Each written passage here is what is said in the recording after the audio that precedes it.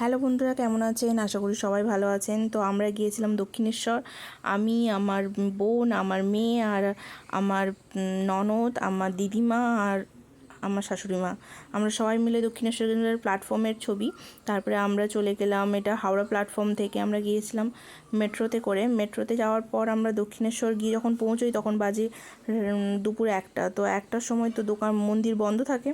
তো আমরা চলে গেলাম আদ্যাপীঠে গিয়ে প্রসাদ গ্রহণ করলাম। আদ্যাপীঠে প্রসাদ গ্রহণ করার সময় তারপরে বলল যে 3টের সময় দক্ষিণেশ্বর খুলে যায়। তো আদ্যাপীঠে প্রসাদ গ্রহণ করছিলাম। তো দেখো কত লোক এখানে প্রসাদ খেতে এসেছে। তো আমি, আমার মেয়ে, তারপরে আমার বোন, তারপরে আমার দিদা, আগের দিকে আমার ননদ আছে, সবাই মিলে প্রসাদ গ্রহণ করব বলে বসেছি। আমার মেয়ে তো বড্ড দুষ্টামি করছে। তারপরে পড়ে গেল পাতা, একটা গ্লাস দিয়েছিল, একটা পোলাও বেগুনি দিয়েছিল।